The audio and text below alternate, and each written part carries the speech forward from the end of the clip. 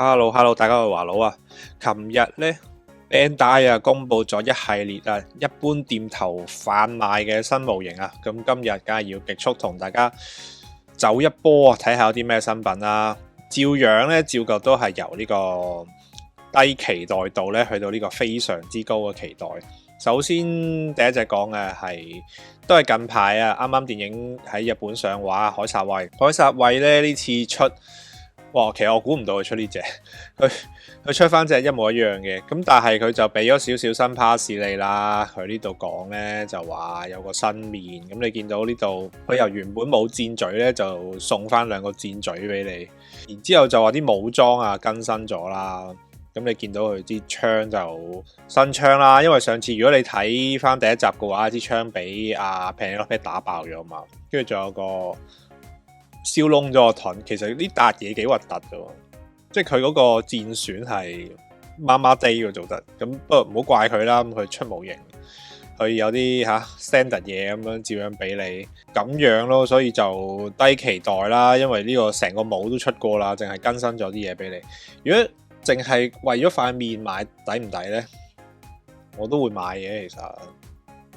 好啦，跟住就第二隻量產機啦 ，Mesa 呢個係高文，係咪即係高文啊？高文專用機，咁佢你見到佢同之前賣嗰隻呢個心口唔同咗，多咗呢嚿透明件係咪啊？跟住就你膊頭呢啲啦，不過佢呢個 3D 圖未有實物體。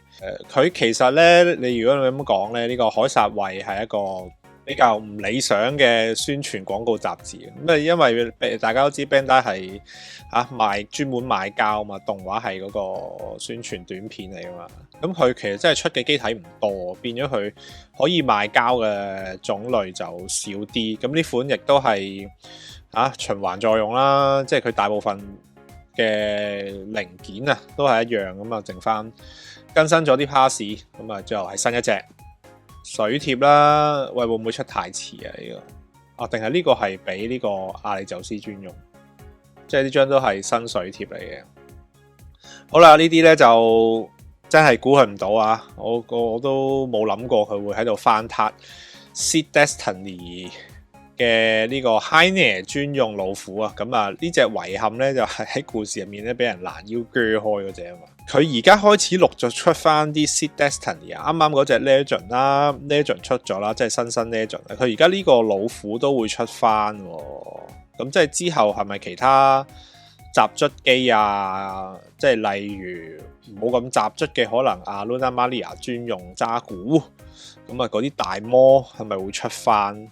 你見到佢呢啲關節都應該係新關節嚟噶嘛？佢成個係新 spec， 我諗都應該係全新冇啦。呢個都有啲意外啊！咁唔知會唔會同出年呢，即係繼 Seed Freedom 電影之後呢，另外一個新嘅 Seed 電影有關，所以就而家鋪定路出啲機體啊！好啦，呢個嚟料啦，咁啊有啲期待，不過亦都有啲意料之內啊！咁啊班炮啦，班炮其實遲咯，即係佢如果計呢隻，其實佢因為以前 Build Fighters 啊，係咪啊？Build Fighting Build Divers 死啦唔記得咗，佢都出咗隻Da Vinci嗰隻噶嘛，咁其實班炮個帽咧，又或者可能嗰個原生嘅設計本體咧，其實一早有噶啦，佢反而就出咗隻非正傳嘅機體先咯，咁啊 X 就人氣就有好壞參半啦，主角機 OK， 咁但係個故事真係唔得，所以一直都係唔係話一線嘅正傳故事，咁啊啱咁G-Gen 就更新咗機體故事啊，咁係咪連動之後呢，就推出一波，然之後就即係夾晒旗啊，咁啊所以可能大家之後會再見到其他高達 X 嘅機體，都唔出奇啊，正咯，呢個高期待度啊，其實 MGSD 係冇露足嘅，即係佢啱啱先出完 Destiny 啦，咁其實我心目中 Destiny 或者 Seed 呢。主角一線咧都係正義自由啊嘛，咁佢冇出正義先，反而跳咗去命運。咁命運其實都係一線嘅，係一線主角嚟嘅。咁但係之後就而家係剎帝利當唔當係二線機？或者佢係第一部 MGSD 出嘅單眼機咯。所以開頭大家都以為呢個系列淨係出高達啦，或者係一線啦。咁可能渣古都會行先啦，估唔到佢係整隻剎帝利。咁我開始懷疑咧，佢係想將成個 MGSD 系列咧，即係個出品咧係呢個偏向大盒啊，即係重裝化。即係你例如你見到啊 Freedom 啊 Wing 啊嗰啲都係好大抽嘢噶嘛。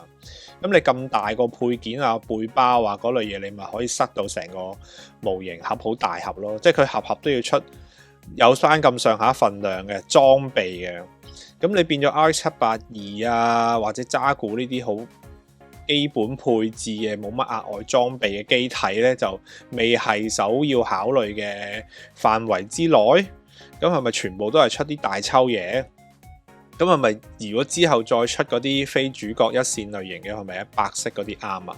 咁佢有支 Mega Launcher 啊嘛，係咪？咁啊，仲有其他嗰啲大抽機體，可能例如 Double Zeta 夠巨啦啩。佢而家呢個佢又唔跟系列啊嘛，咁你獨角獸都未見到，你就出咗隻剎帝利，都好嘅，因為真係好 cute。呢隻我第一下感覺睇過好搞笑，好得意，成隻剎帝利咁樣肥仔咁樣正，好期待啊！呢隻我都最後啦，哇！呢個真係重點啦，推出呢個 Pokemon 神獸阿爾宙斯，sorry 阿里宙斯。呢個佢就直頭俾個黑影，有埋條片啊！陣條片就放翻喺下面資訊欄。咁我哋去另外一個版先。佢呢度就成個 page 啦，你見到阿里宙斯真係重點推介，講咗成好鬼耐啊！呢個講呢隻，專講呢隻，有排睇勁多景點。佢嗰個 concept 咧就係 new 嘅量產型啦。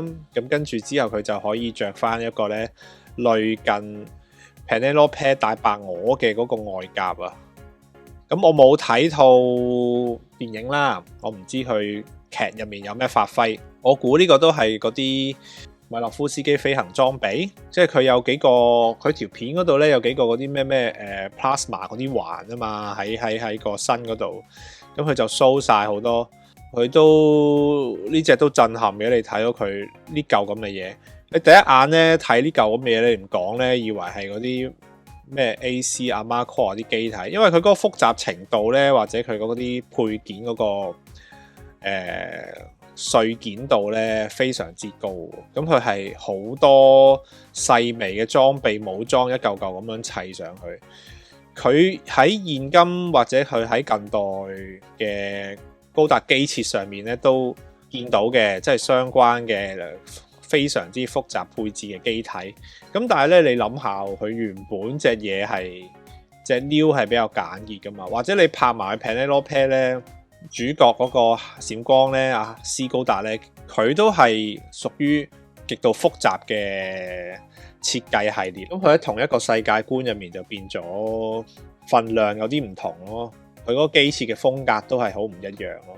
所以我覺得就拍埋去嗰兩隻主角嗰度咧，呢個就相對於有啲風格有啲唔相似。不過呢個係個人感覺啫，咁大家可能一睇落，哇好型，呢隻嘢好正，咁我都係咁樣覺得嘅模型都係非常之有份量啦。而且你睇佢宣傳嘅級數咧，你拍晒片咁樣咧，特登再整條 YouTube 片出嚟咧，淨係講呢隻咧，佢嗰個級數份量好似都即係同呢個 PGU 有得揮喎。咁相信佢哋Bandai 對呢隻嘢都非常之有信心，而且嚟緊咧都係力推啊！發售日期咧2026年4月啊，成為呢個連埋稅嘅13200 yen，哇！咁啊差唔多700幾800蚊。如果到時買港紙，呢隻 HG 嚟計真係勁啊，非常之有料。咁啊，去到阿爾宙斯啦，佢哋琴日公布嘅高達模型資料咧就嚟到呢度啦。之後咧都會有其他 Bandai 模型新品公布嘅，咁啊再推出嗰陣時候有消息發放咧，就再拍片同大家分享啦。其他咧例如班炮啊，又或者剎帝利咧都未有更多圖嘅，咁啊再留意佢之後公布啦。咁我阿里宙斯都夠大家追一排咯，都非常之期待。好彩都唔遠，4月就出啦，非常之期待。咁啊嚟緊之後仲有凱撒衛電影啦，咁啊更加會炒高一波啊！到時又唔知會唔會超級大盒咧，又係要呢個亞位亞到黐線，會唔會好似成盒嗰個對戰嗰個 Penelope 嗰個對戰套裝？好啦，今日條片咧就嚟到呢度啦，非常之矚目嘅新品啊！大家會唔會預訂？即係有愛就即刻衝去訂啦，或者咧到時又要，如果唔係咧，到時可能又要去搶，唔知呢個貨多唔多？大家覺得新嗰隻阿里宙斯如何呢？不妨咧喺下面留言話我知嘅，記得 like、subscribe 同埋 share 啦！我哋下條片再見，係咁先，拜拜。